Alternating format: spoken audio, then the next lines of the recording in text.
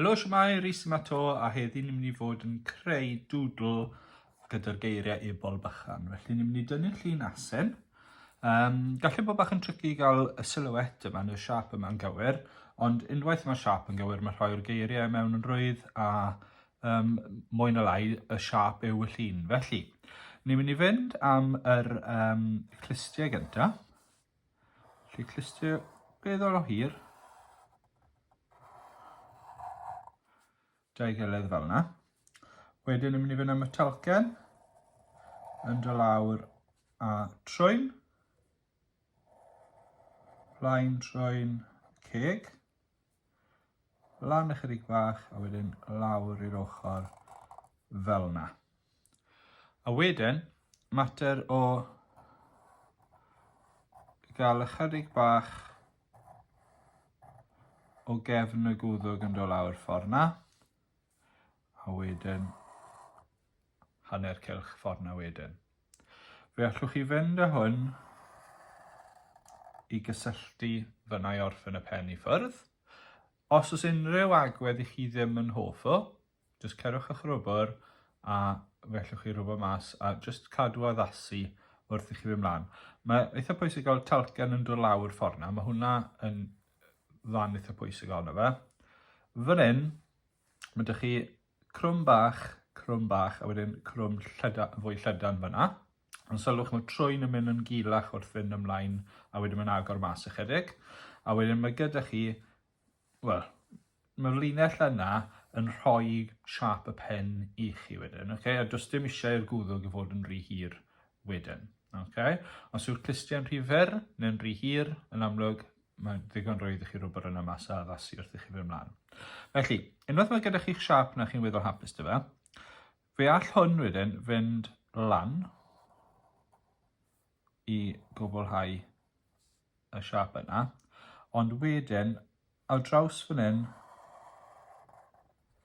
fe newn ni hwnna. So, chi wedi cymryd triongl i ffwrdd mwy na lai. Okay? Yn y triongl na bydd yr yl o ran yr ebol, a wedyn bydd bychan gyda ni ar draws y gwaelod.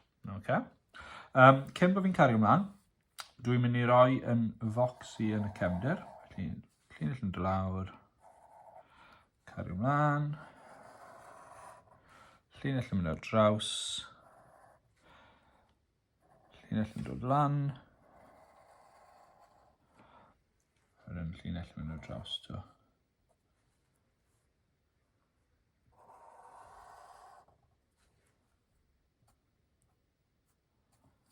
I rhywbeth fel yna. Okay? Os oes gyda chi bensil y premesur, gewch chi linellau gwell na fi fyna. Lan i chi os chi eisiau rhoi rhywbeth yn y cefndir ei peidio. Yn amlwg mae croeso chi wneud bocs sy'n yn fwy o faint i ffitio mwy o bethau mewn os chi yn dymuno.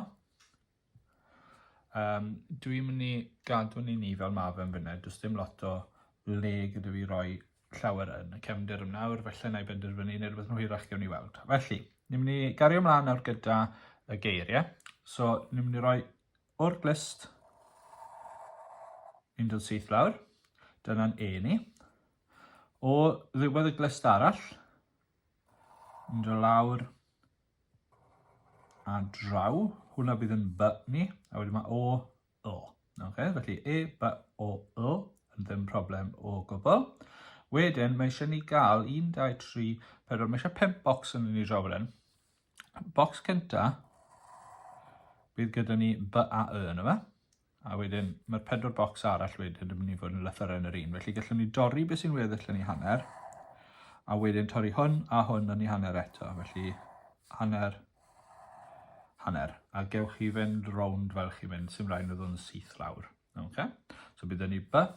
Os yna i roi hwn mewn nawr. Bydd ni'n B, Y, Ch, A, N, fyna. Okay? Reit e, so E gynta. Felly gawn ni ddod rhoi petriol. A petriol arall. Edrych na dwi'n twtio yr ochr chwith yma.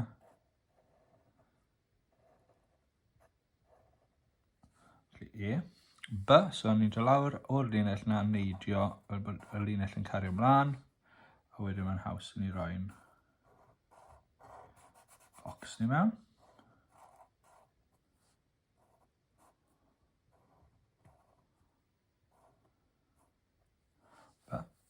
O, just cylch yn y bocs uwch i benna. A wedyn fan hyn, ni eisiau fe edrych ond dyn ni ddim eisiau colli gormod o'r cefn. Felly, yn ddod lawr a draw. Na i ddechrau bant gyda just cymryd triongl bach i ffwrdd. Os dwi'n teimlo dwi ddim yn edrych digon fel gallai ychwanegu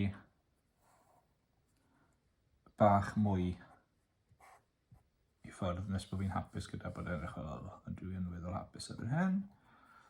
Dyna fi Felly, Ebol Bychan wedyn, felly yr un peth eithon ni draw fan hyn, dwi'n mynd i ddod lawr fyna a wneud y bocs i orffen y by.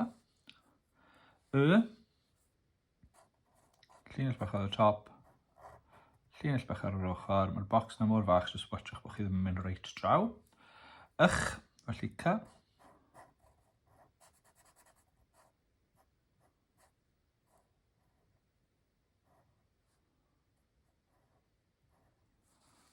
Hy.